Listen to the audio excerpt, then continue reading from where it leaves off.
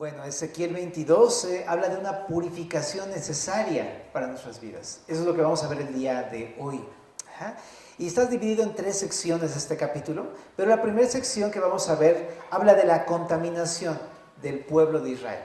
Recuerda que estamos estudiando este libro de Ezequiel que habla acerca de una profecía hacia el pueblo de Judá, ¿verdad? Hacia el pueblo de Israel en el reino del sur.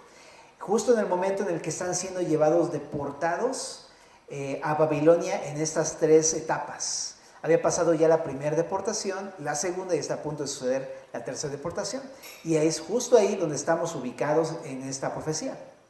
Entonces, en esta sección del 13 al 24, del capítulo 13 al 24 de Ezequiel, aparecen todas las secciones de juicios contra Judá. Entonces, para que sepas que vamos a hablar acerca de juicios contra este pueblo de Judá. Pero vamos a empezar a leerlo, si te parece, en el verso número 1, dice así: Vino a mí palabra de Jehová, diciendo: Tú, hijo de hombre, ¿no juzgarás tú a la ciudad derramadora de sangre y le mostrarás todas sus abominaciones? Dirás pues: así ha dicho Jehová el Señor. Así ha dicho Jehová el Señor: ciudad derramadora de sangre en medio de sí, para que venga su hora, y que hizo ídolos contra sí misma para contaminarse. En tu sangre que derramaste has pecado, y te has contaminado en tus ídolos que hiciste, y has hecho acercar tu día, y has llegado al término de tus años. Por tanto, te he dado en oprobio a las naciones, y en escarnio a todas las tierras. Las que están cerca de ti y las que están lejos se reirán de ti, amancillada de nombre y de grande turbación. He aquí que los príncipes de Israel, cada uno según su poder, se esfuerzan en derramar sangre. Al padre y a la madre despreciaron en ti, al extranjero trataron con violencia en medio de ti, al huérfano y a la viuda despojaron en ti. Mis santuarios menospreciaste, y mis días de reposo has profanado. Calumniadores hubo en ti para derramar sangre, y sobre los montes comieron en ti, e hicieron en medio de ti perversidades. La desnudez del padre descubrieron en ti, y en ti hicieron violencia a la que estaba inmunda por su menstruo. Cada uno hizo abominación con la mujer de su prójimo, cada uno contaminó pervertidamente a su nuera, y cada uno violó en ti a su hermana, hija de su padre. Precio recibieron en ti para derramar sangre, interés y usura tomaste, y a tus prójimos defraudaste con violencia. Te olvidaste de mí, dice Jehová el Señor. Y he aquí que batí mis manos a causa de tu avaricia que cometiste y a causa de la sangre que derramaste en medio de ti. ¿Estará firme tu corazón? ¿Serán fuertes tus manos en los días en que yo proceda contra ti? Yo, Jehová, he hablado y lo haré. Y te dispersaré por las naciones y te esparciré por las tierras y haré fenecer de ti tu inmundicia, y por ti misma serás degradada a la vista de las naciones y sabrás que yo soy Jehová. Lo que estamos viendo aquí en esta primera sección es la contaminación del pueblo. ¿Cómo está contaminado Israel en este momento? No estamos hablando de la contaminación atmosférica, ¿verdad? Sino de la contaminación espiritual, moral, todo lo que hemos estado viendo en el libro de Ezequiel, ¿no? Habían pecado contra Dios y eso los contaminó. Pero en primer lugar, vemos cómo Dios está enviando a Ezequiel a emitir una denuncia pública. Eso lo vemos en el verso número 2. Y esta denuncia pública es contra Jerusalén y sus abominaciones. No sé si puedes leer esa palabra por ahí. ¿Qué significa esto? Sus pecados detestables. Así se le traduce en otras versiones.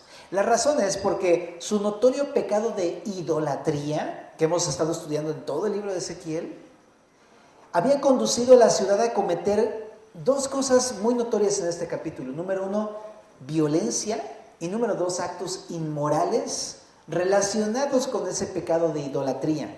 Por esto le llama a Jerusalén de 2 formas. Le llama la ciudad derramadora de sangre y le llama también una ciudad que hizo ídolos para sí. Entonces son 2 títulos que expresan mucho de lo que está pasando en Israel.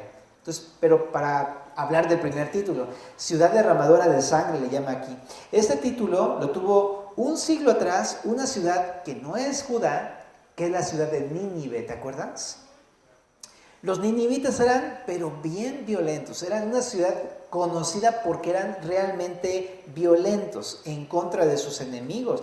Algunos incluso en la historia narran cómo empalaban a los enemigos en las puertas de la ciudad para que los enemigos vieran la clase de pueblo con el que se querían meter. Entonces imagínate si no eran bastante rudos, ¿verdad? Pero ahora le está llamando con el mismo título a los israelitas. Le está diciendo, ahora ustedes son una ciudad derramadora de sangre. Significa que ahora los israelitas han derramado tanta sangre como ellos. Se han vuelto tan violentos como ellos. ¿Y esto por qué? A causa de su idolatría. Ellos se habían juntado, ahorita vamos a hablar de eso, se habían juntado con los ídolos de las naciones y esos ídolos habían conducido a ese tipo de conductas de este tipo. Pero también le llama a la ciudad de Jerusalén ciudad que hizo ídolos. Ahora, si existía inmoralidad en las naciones paganas era porque la idolatría llevaba consigo actos inmorales. Eso lo hemos estado estudiando, como el culto a Moloch, el culto a Astarot, el culto a Baal, ¿verdad? Todos estos llevaban actos inmorales consigo. Ajá. Pero Israel no solo había dejado entrar este pecado en la ciudad, sino que se había convertido en una ciudad tan idólatra e inmoral como todas las naciones, que incluso se habían convertido en fabricantes de ídolos. Aquí en la Reina Valera no se aprecia tanto el título, además dice ahí, una ciudad que hizo ídolos, pero en otras versiones lo dice muy claro. El Señor lo está acusando de ser fabricantes de ídolos. ¡Qué interesante! Se contaminaron tanto con la idolatría de otras naciones, ¿no?, en su corazón, que ellos mismos fabricaban ídolos. ¿Okay? Entonces estas dos cosas los hicieron culpables de lo que está escrito en el verso número 4. ¿Okay? El Señor les dice, en tu sangre que derramaste has pecado. Le está diciendo, eres culpable de haber pecado. Y este pecado los contaminó. Dice, te has contaminado en tus ídolos que hiciste. Los contaminaron a ellos. Y adelante también dice en el verso 4 que los hizo merecedores de un juicio. Y ¿cuáles son estas abominaciones, estos actos detestables que cometió el pueblo de Israel? Bueno, están descritos del verso número 6 hasta el verso número 13 del capítulo. Y ahorita ya lo leímos, entonces me voy a ir un poquito rápido, pero los podemos catalogar en dos aspectos: la violencia y los actos inmorales. En los actos de violencia, que también se le puede traducir como opresión hacia las personas del mismo pueblo, están los siguientes. Ahí vamos a ir desde el verso número 6. Dice, los príncipes de Israel, cada uno según su poder, se esfuerzan por derramar sangre. Es decir, cada uno de los gobernantes de Israel, abusando del poder, asesinaban a cuantos podían. Eso lo vemos en el libro de Reyes. También en el verso número 7 dice que al padre y a la madre despreciaron, es decir, deshonraron a los padres, que es un pecado directo en contra de los 10 mandamientos. Honrarás a tu padre y a tu madre. Y ellos deshonraban a sus padres. También lo encontramos en Deuteronomio 10:19 o en Éxodo 20, los 10 mandamientos. ¿Qué más hicieron? En el verso 7 dice, al extranjero trataron con violencia en medio de ti. Es decir, lo oprimían, lo extorsionaban, lo defraudaban. La palabra también significa lesionaban. Entonces se entiende que había violencia, por eso la Reina Valera lo traduce así, ¿ok?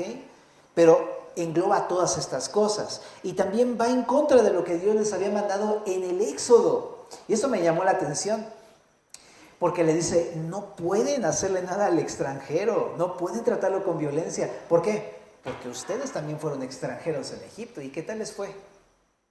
Y cuando Dios los sacó del Egipto, les dijo, ¿se acuerdan de cómo eran extranjeros y cómo los trataron? Ustedes no pueden hacer lo mismo. ¿Pero qué hicieron ellos? Exactamente lo contrario.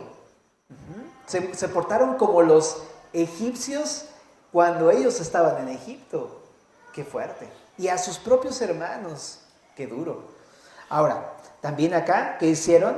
Dice que despojaron al huérfano y a la viuda. O sea, maltrato. También esa palabra se traduce como violencia, la palabra despojar. O supresión, que significa, pues como cuando agarras en el teclado y le pones suprimir. Delete, o como se diga. Mataron a las viudas, mataron a los huérfanos, se deshicieron de ellos. Fíjate hasta qué punto llegaron en ese tiempo, ¿no? Y eso también va en contra, por supuesto, de la ley de Moisés, porque en Deuteronomio 24, verso 17, y en el Éxodo 22, 21, habla precisamente de que no podían hacer eso, tenían que ayudar al huérfano, a la viuda, al necesitado, ¿verdad? Entonces tenían que hacerlo, pero no lo hicieron. ¿Qué más hicieron? Menospreciaron los santuarios de Dios. O sea, tanto el templo como también menospreciaron aquellos lugares que eran emblemáticos donde Dios había aparecido o hecho una obra, y los menospreciaron. Algunas traducciones dicen que los despreciaron o no los respetaron, no les dieron lugar, no valoraron, en pocas palabras, quién era Dios y lo que Dios había hecho en esos lugares. No lo respetaron. También, ¿qué hicieron? Dice ahí que en el verso 8, profanaron sus días de reposo, ¿no? Entonces, esta palabra significa no respetaron o deshonraron los días de reposo, no los obedecieron, que para el pueblo de Israel era un mandato en aquel tiempo. En Levítico 19 lo puedes leer, y también en Levítico 26 también lo puedes leer. También, ¿qué hicieron? Llevaron a las personas a la muerte a través de calumnias, verso número 9. Que es lo que conoceríamos como, fueron los culpables de la muerte de muchos hermanos, acusándolos con falsedad. Eso es lo que hizo el pueblo. ¿Qué más hizo? También mataron por dinero, lo que conocemos como asesinos a sueldo, ¿no? Y eso lo encontramos en el verso número 12, más adelante, donde dice que precio recibieron en ti para derramar sangre. Eso es lo que hicieron, se convirtieron en asesinos por un salario, eso se convirtieron. ¿Qué más hicieron? Tomaron interés, usura y defraudaron a sus propios hermanos. Eso también lo vemos en el verso número 12. Interés y usura, es decir, hoy no tengo, ¿me prestas? Claro que sí, pero te voy a cobrar el 15% cada mes, extra. Usureros.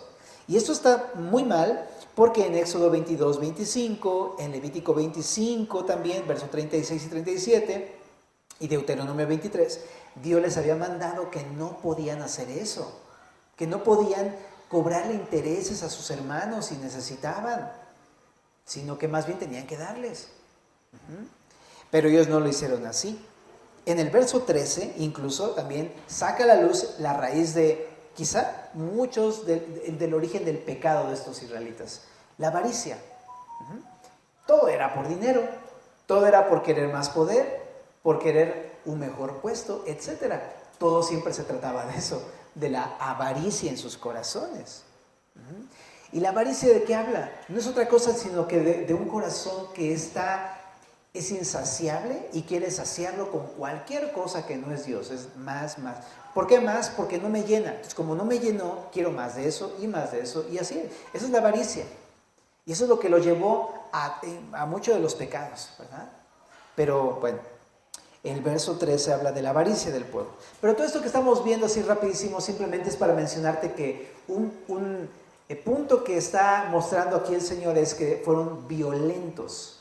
Todo esto tiene que ver con violencia y opresión. Y también en toda esta lista hay una lista de inmoralidad asociada con la idolatría. Rápidamente, en el verso número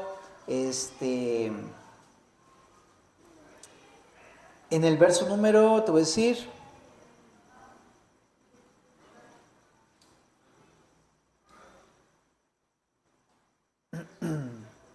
(9) dice que sobre los montes comieron. ¿Pero de qué habla eso? Es que antes hacían fiestas a sus ídolos con comidas en los montes. Entonces, cuando se refiere de esto, habla de idolatría, habla de fiestas de idolatría, ¿ok? Entonces, es idolatría. Y también cometieron actos de inmoralidad, y ahí hay varios que la mayoría, familia, los puedes leer en Levítico 18. Casi todos aparecen en Levítico 18. Pero lo que hicieron fue descubrir la desnudez de su padre, que habla de tener relaciones con la esposa de su padre, o actos homosexuales, muy parecido a lo que sucedió con Noé. Ahora, también violencia a la que estaba inmunda por su menstruo. Esto habla de que cuando una chica estaba en este periodo, el esposo o el marido no podía unirse a ella porque quedaba ceremonialmente impuro. No es que eso sea impuro en sí, sino que ceremonialmente era impuro. No podías acercarte a adorar en un momento así. No podías acercarte a adorar al templo. Pero ellos se pasaron este tipo de reglas, ¿no?, para ellos, y no les importaba nada de eso. Lo hacían. Pero aparte, aquí dice que lo hacían con violencia. Entonces habla de abusos. Terrible, ¿no? Porque no solamente era un acto de impureza ceremonial, sino era un acto de violencia. Ahora también, y de inmoralidad, ¿no? Las tres cosas. Ahora también aquí, abominación con la mujer de su prójimo, habla de infidelidad a su esposa, ¿no? Adulterio, o sea, meterte con la esposa de otro, híjole. O al revés, ¿no? Meterte con el esposo de otro, bueno, horrible. Y aquí dice, le llama abominación, o sea, es un pecado detestable para el Señor, ¿verdad? También dice que se contaminaron pervertidamente con su nuera. Y también hay algo bien interesante, porque dice, cada uno hizo abominación, tanto con la mujer de su prójimo como con su nuera. O sea, estamos hablando de una inmoralidad general en el pueblo de Israel. Y también dice ahí que cada uno violó a su hermana. ¿Cómo ves? Qué fuerte, ¿verdad? O sea, todo esto son actos inmorales. Pero, como te decía, estas cosas que estamos viendo están asociadas con la idolatría. Habían abrazado a otros dioses paganos que no eran su Dios, y todas estas adoraciones a estos dioses paganos involucraban esos actos de violencia. De hecho, te incitaba a hacer actos violentos, ¿no?, como también te incitaba a cometer inmoralidades. Por eso es que esto está relacionado, este capítulo, con la idolatría. Y eso ahorita lo vamos a tocar. Pero con todas estas cosas llega a una conclusión en el verso número 12. Dice ahí el Señor, te olvidaste de mí. Así de sencillo. Como se olvidaron de su Dios, empezaron a adorar otros dioses y rendirles adoración a otros dioses. Y en el verso número 24, que lo vamos a ver más adelante, dice que con esto contaminaron su tierra. Y esto hace referencia a que en Números 35, el hecho de cometer homicidios era un pecado en el cual se contaminaba la tierra. Es decir, que era de mucha influencia para toda la sociedad, y esto en gran parte produjo la corrupción del pueblo de Israel, por lo cual fueron juzgados en ese tiempo histórico. Bueno, ¿y cómo responde Dios a esto? En el verso 4 y 5 dice que Dios convirtió a la ciudad de Jerusalén en un objeto de burla para las naciones y una nación de mala fama. Ahí lo llama amancillada de nombre, le dio mala fama. Y también le llama ahí de gran turbación. En otra versión le dice un pueblo caótico. ¿Ok? Pero bueno, ¿qué podemos meditar de esto, familia? Porque tú dices, ok, ¿y eso qué para mí el día de hoy? ¿Verdad? Hay varias cosas que yo entiendo, familia. De repente, fíjate que en la Biblia se toca tanto el tema de la idolatría por una cuestión. La idolatría no es uno de los cuantos pecados que se dicen en la Biblia, sino que la idolatría es la madre de todos los pecados del mundo, no solamente de Israel, sino de las personas. ¿Por qué? ¿Qué significa la idolatría espiritual? ¿A qué se refiere con esto? Mira, déjame explicarlo con una relación de adulterio. Cuando alguien está casado con una chica, o una chica con un esposo, el hecho de que tu cónyuge te engañe y vaya con otra persona, eso se le conoce como un adulterio, ¿verdad? Y conlleva muchas cosas con eso. Conlleva, dejó de amar a esa persona, dejó de serle fiel a esa persona, ¿no? Empezó a buscar en otra persona lo que su cónyuge le daba, ¿verdad?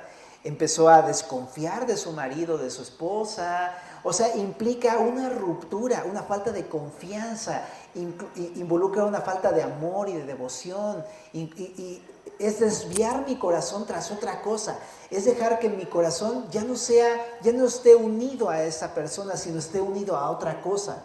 Implica el hecho de dejar que mi corazón sea gobernado incluso por otra persona, que mis decisiones, mi devoción y toda mi vida esté gobernada por otra cosa que no es mi cónyuge. ¿Ok? Eso es idolatría. Pero eso ocurrió por primera vez en el Edén. Cuando el diablo se le aparece a Eva y le dice, ¿por qué no comes del árbol de fruto, no? Y le dice, no morirás, ¿no? Lo que está diciendo la serpiente a esa mujer, le están sugiriendo lo siguiente, es, hey, no creas en Dios, ¿no? Tu Dios es un mentiroso, es un falso. ¿Por qué no mejor me haces caso a mí? ¿Por qué no dejas de confiar en Él y empiezas a confiar en mí? ¿Por qué no dejas de hacer las cosas a su manera? Tú puedes incluso ser como Dios. Puedes hacer las cosas a tu manera. Entonces, si te das cuenta, eso exactamente es lo que le estaba invitando a ser una adúltera. A dejar de confiar en su Dios. A empezar a escuchar la voz del diablo. ¿Te das cuenta de eso? A empezar a dejar que su Dios fuera otro Dios. Y que ese otro Dios dirigiera toda su conducta y su vida y sus decisiones. Y cuando Eva dijo, pues va, fue engañada y comió del fruto, ¿qué hizo? Lo que hizo fue, sí, es cierto, no necesito de Dios no necesito de Dios para tener lo que yo quiero. Yo puedo elegir lo que yo quiero. Mi Dios soy yo misma. Ese fue el engaño. Y luego le dio a comer a su marido. Le dijo, ven, tú también puedes hacerlo. No tenemos por qué obedecer a Dios. No tenemos por qué serle fiel, por qué amarlo. No tenemos por qué creerle en Él. Ve, tú también puedes creer en ti mismo. Ve y come de ese fruto. Y lo que hizo Adán fue eso. Sí es cierto, ¿verdad? Y comió del fruto también Adán. Es decir, los dos le fueron infieles a Dios. Dejaron de creer en Él. Dejaron de estar unidos a Él. Dejaron de tener un amor y una devoción por Él. Dejaron de creer que Dios le daba todo. Dejaron de creer que en Él hallaban todo. Dejaron pues eso, todo eso. Le fueron infieles. Adulteraron espiritualmente. Entonces, en raíz, familia, todo pecado que cometemos, todo absolutamente, es un adulterio espiritual porque es el enemigo diciendo, no le seas fiel, tú puedes conseguir lo que tú quieres, a tu modo y a tu forma y a la hora que tú quieras, sin necesidad de hacerle caso a lo que él te diga. ¿Sabes? Ve en prueba, no necesitas esperar a que él te lo dé. Esa es la infidelidad. Es como cuando te dicen, ¿tienes hambre? Ve y agárralo y cómetelo. Punto. Y no esperar en Dios a que Él te lo dé. Todo eso es infidelidad. En general, la mentira, por ejemplo, ¿no?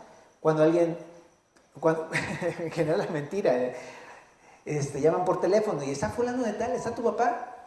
Y le dices, no estoy. ¿Qué estás haciendo ahí? Estás cediendo a la tentación de no confiar en un Dios verdadero. No, yo puedo decirle que no, y punto. Infidelidad a Dios. Todo eso es infidelidad a Dios, familia. Por eso es que en Apocalipsis, cuando habla del adulterio, ¿no? De la gran ramera, habla de todo un sistema de adulterio espiritual. Pero, ¿por qué te estoy contando todo esto? Lo que te estoy contando es que, ¿por qué te estoy diciendo todo esto? Es porque, así como el pueblo de Israel fue infiel a su Dios, nosotros cada vez que pecamos estamos siéndole infieles a Dios. Esa es la cosa. Estamos dejando de confiar en Él. Estamos empezando a poner nuestro corazón en otra cosa. Estamos empezando a confiar en otra cosa. ¿Y qué pasa con eso? Que eso abre la puerta a negociar toda nuestra fe y cometer toda la cantidad de cosas que luego hacemos. Por ejemplo, empezamos a derramar sangre, ¿no? Empezamos a pelearnos con las personas porque ya no me importa lo que diga yo quiero conseguir lo que quiero y si no lo tengo me enojo y exploto en ira y empiezo a derramar sangre por todos lados. ¿Te das cuenta cómo la idolatría está asociada a la violencia? O también dice aquí, ¿no? Al padre y a la madre despreciaron. Qué interesante, ¿verdad?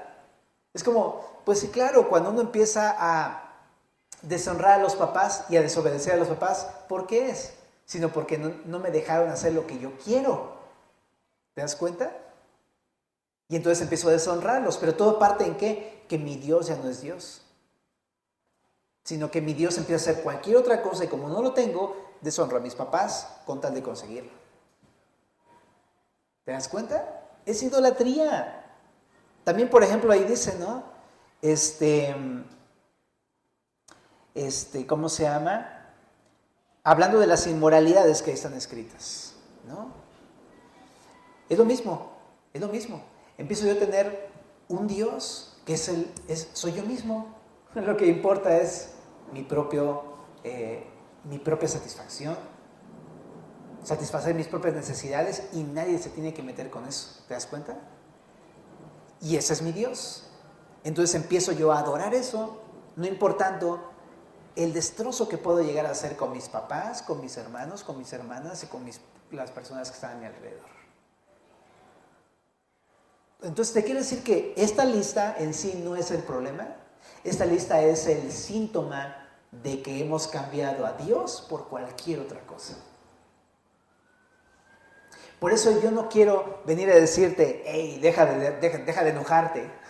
Aunque sí, pero no es el problema principal. No vengo a decirte aquí, hey, ¿sabes qué? Tienes que cuidar del extranjero, porque hay un problema más a fondo. No vengo a decirte, hey, empieza a honrar a tus papás, aunque sí. Pero el problema es más bien, ¿sabes qué? Necesitas dejar que Dios sea tu Dios. Y que eso a lo que estás adorando, que tienes como Dios y a lo cual le rindes adoración y reverencia, que te lleva hacia el pecado, deje de ser tu Dios. Que le des la espalda a eso y que empieces ahora a hacer a Dios tu Dios. ¿Me explico? Ese es el punto principal de este pasaje. Y si uno no está adorando a Dios como su Señor y obedeciéndolo en todo y rindiéndote de todo corazón, es porque hay un ídolo en tu vida. Ese es tu ídolo, que te domina y que te lleva siempre al pecado. Ese es el ídolo. Y eso es lo que contamina tu corazón. Y contamina toda tu vida. Y no solamente tu vida, contamina a todos los de alrededor. Porque cuando te ven a ti haciendo lo malo, entonces todos dicen, si él lo hace, porque yo no. A ver, ¿cuántos hijos hemos sido influenciados así por nuestros familiares, verdad? O nosotros, ¿cuántas veces hemos influenciado a nuestra familia haciendo lo malo? O sea, para la obediencia nadie quiere copiar a nadie, pero para la desobediencia, somos bien expertos, ¿verdad? Es eso. Entonces, qué importante, cuando todos ven que tú tienes un Dios todopoderoso, que estás confiando en Él y obedeciéndole, entonces todos empiezan a preguntar, a ver, pero tú ¿por qué no haces lo que todos hacemos? ¿Por qué tú no haces ¿por qué no tú te vas de fiesta ahí con los cuates y te llevas a la chica? ¿Y por qué tú no le haces todo ese tipo de cosas? ¿Por qué no revientas como todos los demás reventamos? A ver, es que yo tengo un Dios. Yo quiero que Él gobierne mi vida, yo quiero que Él dirija mis pasos. ¿Me explico? Date cuenta, pero el problema no es ese, sino tu corazón en dónde está. Ese es el punto. Ese es el problema. Ahora, creo que eso nos ayuda muchísimo a resolver nuestros problemas el día de hoy. El problema en sí, en la inmoralidad por supuesto que es pecado y la violencia por supuesto. Pero el problema no es la inmoralidad, sino mi corazón. El problema no es la violencia que existe en mi vida, cómo reviento. El problema es mi corazón no está con el Señor. Necesitas venir a rendirte al Señor Jesús. Eso es lo que está proponiendo este capítulo. Ahora, como cristianos que hemos creído en el Señor Jesús, ¿verdad? ¿Pasa esto en la vida cristiana? Pues sí, por eso está pasando esto con el pueblo de Israel. Pero lo importante es que Dios está llamándoles la atención y está incluso permitiendo aquí un fuerte juicio sobre su pueblo. ¿Para qué? Verso 15. Para hacer fenecer su inmundicia. Dios quiere ponerle fin a esa idolatría en nuestros corazones. Quiere que esa idolatría muera, sea erradicada, se muera, nunca más vuelva a despertar en nuestro corazón. ¿Me explico? Eso es lo que está diciendo. De hecho, en la traducción al lenguaje actual dice, así te limpiaré. O sea, voy a permitir que haya un quebranto en tu vida para limpiarte. Y entonces se entiende, cuando fue llevado a Babilonia el pueblo de Israel, era para limpiarlo, ¿verdad? Y lo hemos platicado anteriormente. Pero hablando de la limpieza, vamos a ver ahorita los versículos siguientes. Solamente un punto que se me está pasando en el verso 4 y 5. Parte del trato de Dios con nosotros es permitir que todos nos traten como un objeto de desprecio o de burla. ¿Te ha pasado? ¿Que nadie te respeta? Y tú dices, ay, qué mala onda. A ver, pastor, quiero una consejería porque nadie me respeta. Pero el problema no es decirle a todos, hey, ya respeten por favor aquí a Josué. ¿Ah? ¿Cuál es el problema? No. Es que eso lo ha permitido el Señor para tratar contigo. Es que mis hijos no me respetan. Es que mi esposa no me hace caso. ¿No será que Dios quiere tratar con tu idolatría? ¿Me explico? Ahora también aquí dice, amancillada de nombre. A veces nos quita nuestra buena fama. Es más, no solamente nos quita la buena fama, permite un destrozo de nuestra fama. Una muy mala reputación. Ya somos la fichita roja de toda la cuadra. Todos ya no nos bajan de acá, o sea, ¿verdad? Y el problema es tener una mejor reputación. ¿Ese será el problema a resolver? No, el problema es la idolatría en nuestro corazón. Tenemos esa mala fama porque nos las hemos ganado. ¿Me explico? Por la forma en cómo nos hemos, no solamente comportado, sino nuestro corazón se ha desviado tras cosas malas, tras nuestros ídolos, ¿no? Se ha alejado de Dios. Por eso decía siempre el pastor Lenny, lo tengo siempre bien presente en las clases del instituto, te decía que está bien padre que considera ese recurso, pero decía, tú preocúpate por amar a Dios y Él déjale tu reputación en sus manos. Porque el problema es ese, buscar a Dios y deja que Dios trate con tu reputación, Él lo va a enderezar. Lo hizo con José, ¿no, familia? Porque José tenía una muy mala reputación, o sea, oye, que dice que José, el israelita, ya se fue con la esposa de Potifar. ¿Sí sabías? ¿No? Imagínate todo el hervidero, el chisme ahí, ¿no? En Egipto, ¿no? Y Dios lo levantó. Y la mala reputación entre sus hermanos, así de, ya llegó el niño fresa, ¿no? El consen. O sea, tenía una reputación terrible José. Y Dios, al final, levantó a José de forma que, híjole, era la persona más importante después del faraón. O sea, Dios quiere transformar eso en tu vida, pero no te enfoques en eso. Enfócate en dónde está tu corazón. ¿Ah? Bueno, y también dice ahí de grande turbación, una vida caótica. No sé si te ha pasado que ves tu vida y dices, es un caos, no sé ni por dónde empezar. Todo eso el Señor lo permite para que volteemos nuestro corazón al Señor otra vez. Bueno, vamos a leer del verso 17 al 23, ¿vale? Dice, vino a mí palabra de Jehová diciendo, hijo de hombre, la casa de Israel se me ha convertido en escoria. Todos ellos son bronce y estaño y hierro y plomo en medio del horno, y en escorias de plata se convirtieron. Por tanto, así ha dicho Jehová el Señor, por cuanto todos vosotros os habéis convertido en escorias,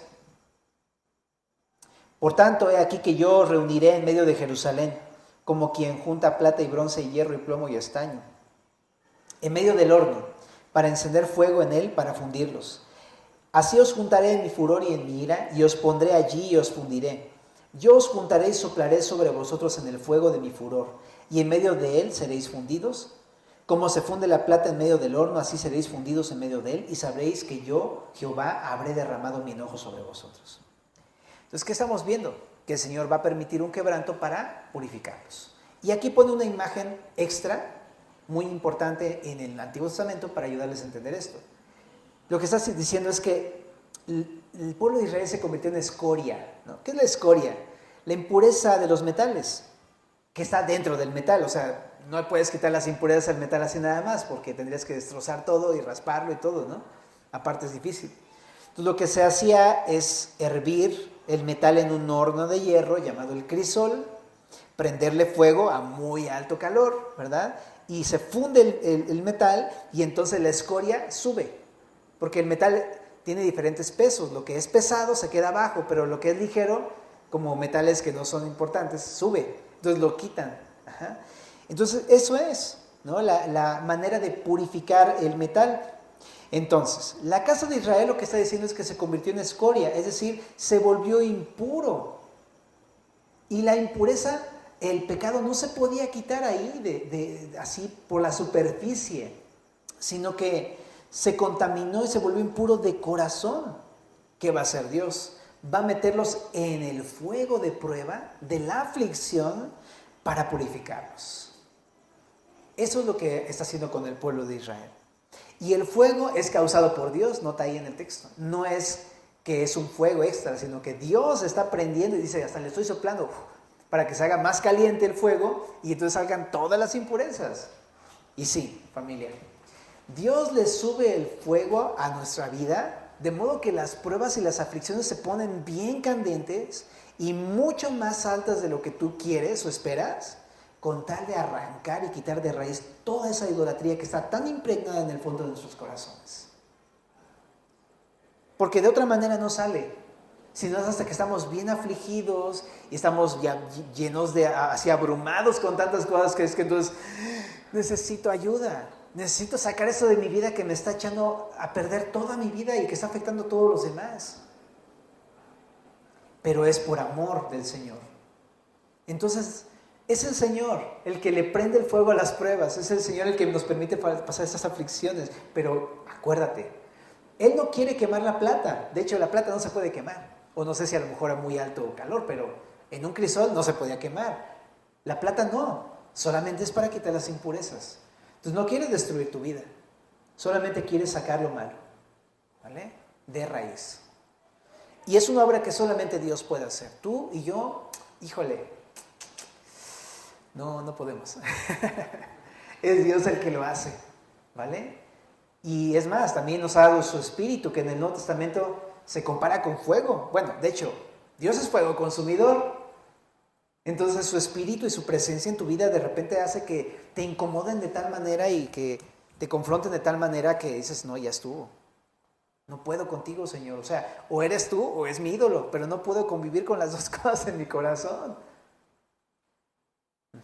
Entonces, así es el Señor, familia. Va a meternos en el fuego para purificarnos. Isaías 1:24,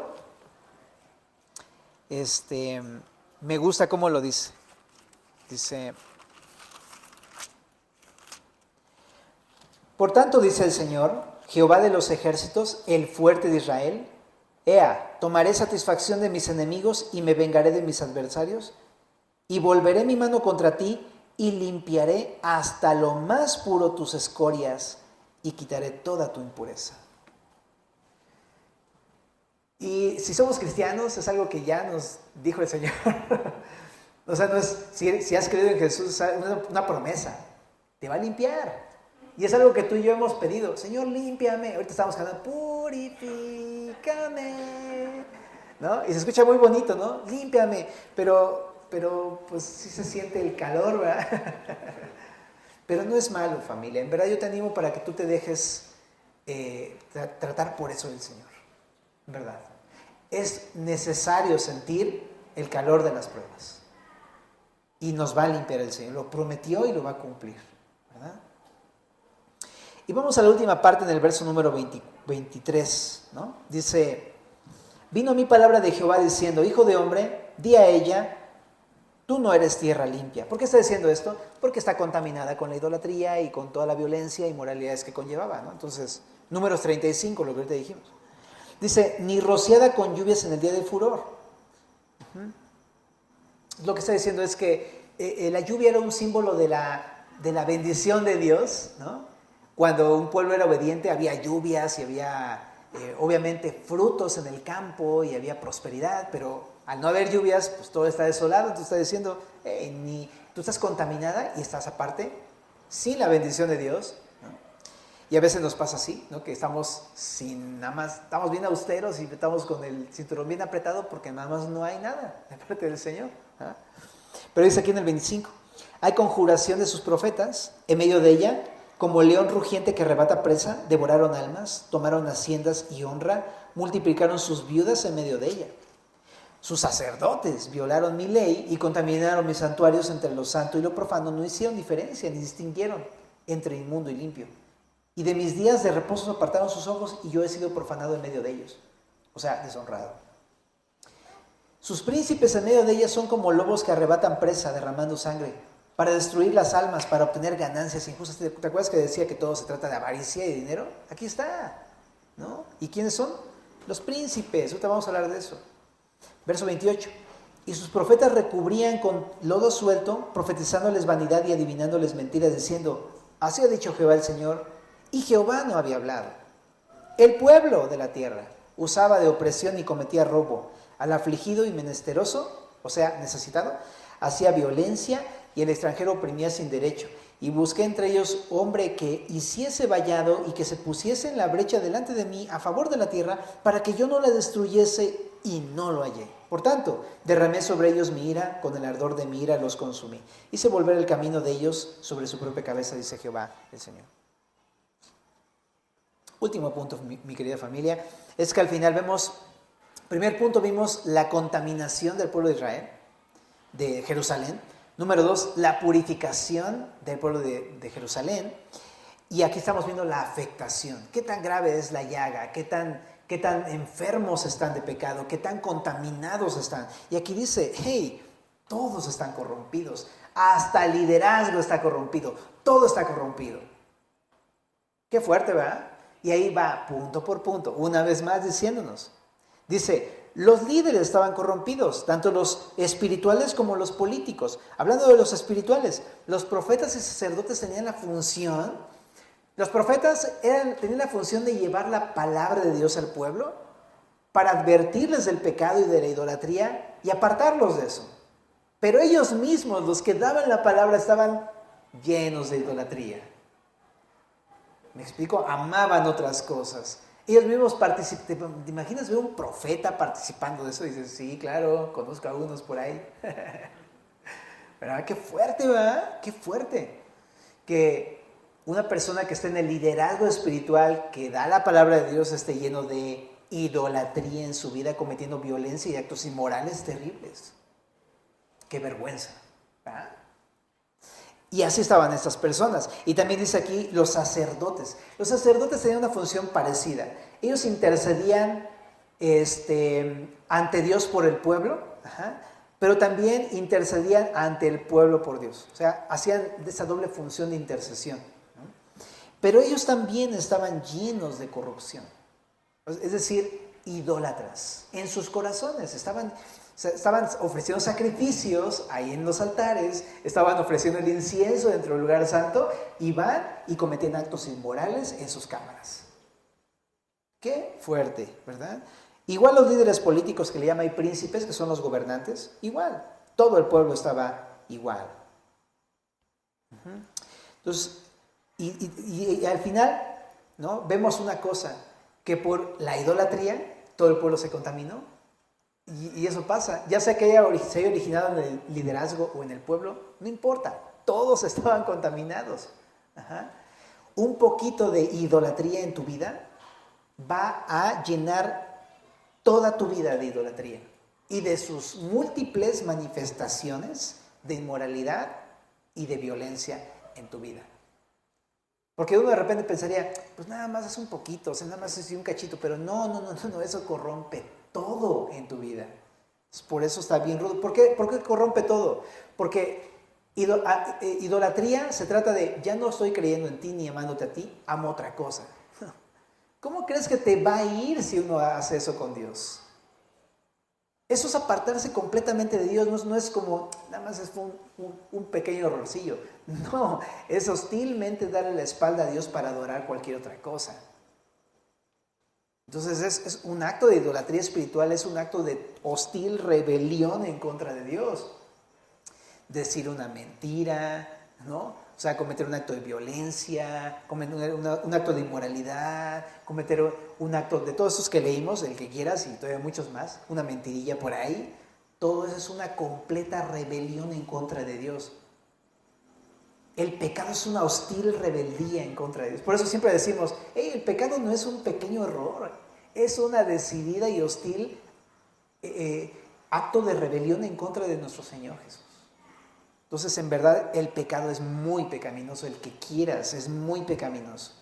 Y ellos le dieron chance un poquito y todo se contaminó. Entonces, por eso es que el Señor nos enseña no dar ni siquiera pie a una sola cosa en nuestra vida, porque eso va a manchar todo. Y otra cosa, si lo visible en nuestras vidas está corrompido, ahora sí como dice Jesús, cuán cuán espesas serán las mismas tinieblas. O sea, imagínate qué oscuro está el corazón de una persona que por fuera está lleno de maldad. Si por fuera se ve que está todo mal, imagínate cómo está dentro. Órale, o sea, si me pone a pensar en algo, de, cuando empiezan a salir los frutos es porque algo adentro ya está muy podrido.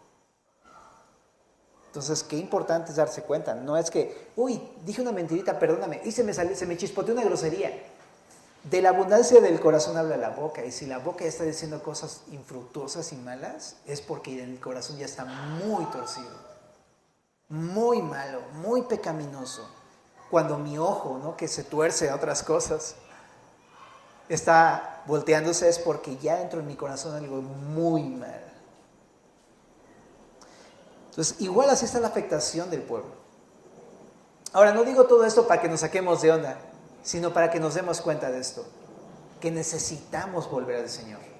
No podemos darle chance al pecado en ningún sentido, porque cualquier pecado corrompe completamente tu vida, te aparta de Dios, rompe tu relación con el Señor y te lleva hacia la muerte, el pecado, ¿no? Y otra cosa, aquí dice Dios que buscó en el verso 30 a un hombre, dice, entre ellos que hiciese una muralla, que se pusiese en la brecha delante de mí para interceder. O sea, estaba buscando a alguien que realmente le pudiera servir, que no estuviera corrompido, para que pudiera interceder por las personas, por su pueblo, y no lo halló. Todos estaban corrompidos. Y en parte siento que eso es un reflejo de todos nosotros, porque no hay hombre, ¿verdad?, en la carne, ¿verdad?, que no tenga pecado. Entonces, a todos, en la carne todos tenemos pecado. Y esto nos habla de algo. Vino uno que no tuvo pecado, para que pudiera interceder por nosotros y ponerle una muralla alrededor de nuestra vida y no permitir que haya más esto en nuestros corazones. Ese es Jesús. Jesús es el único justo que no pecó, que intercede por nosotros, para que cuando estemos a punto de recibir lo que merecemos, Él se pone ahí como abogado nuestro y le dice al Padre, acuérdate de que yo soy justo. No castigues a tu pueblo. Así que tenemos un abogado, familia, y es Jesús. Por eso no hemos sido consumidos como deberíamos ser consumidos, ¿no? Pero es Jesús. Pero también me lleva a otra cosa. Ya tenemos al Espíritu, ya creemos en Jesús, ya Dios nos dio un nuevo corazón, ya tenemos la palabra de Dios. Ahora podemos ser aquellos intercesores también, como Jesús lo es, para que aquellos que están teniendo una vida llena de corrupción y de idolatría, podamos orar por ellos. En vez de ser parte de la corrupción, puedo ser aquel que interceda por aquellos que están sufriendo por la corrupción en sus vidas, ¿no? Así es que yo en verdad te animo, no solamente por tu vida propia, apártate de la idolatría y de tus pecados, sino porque de esa manera eres un instrumento útil. Dejas de ser así, una como escoria, digamos metafóricamente hablando, y te conviertes en un material precioso, útil para el Señor, para que puedas ayudar a otras personas. Bueno, pues entonces, ¿qué te parece si terminamos orando por eso que leímos? ¿Te late? Señor, te damos gracias por lo que leímos siempre, Señor. Tu palabra nos pone a meditar y nos ayuda a entender más de lo que esperamos, Señor. Y lo que quiero pedirte, por favor, es para que tú nos reveles los ídolos que todavía están en nuestra vida. Que tú reveles eso de manera que podamos verlo y nos espantemos y podamos ver la gravedad de eso y que podamos arrepentirnos de eso. Señor, te rogamos, por favor, por eso. Y Señor, perdónanos porque somos pecadores, Señor. En nuestra carne hay pecado, Señor, y eso te queremos pedir perdón, que nos limpies con la gracia y con el amor que tú siempre tienes hacia nosotros, Señor. Sabemos que ahora nosotros ya no nos castigas porque tu Hijo Jesús pagó nuestros pecados, pero te queremos pedir para que nos sigas limpiando y que podamos verlo y ayúdanos a echarlo de nuestras vidas, por favor. En el nombre de Jesús.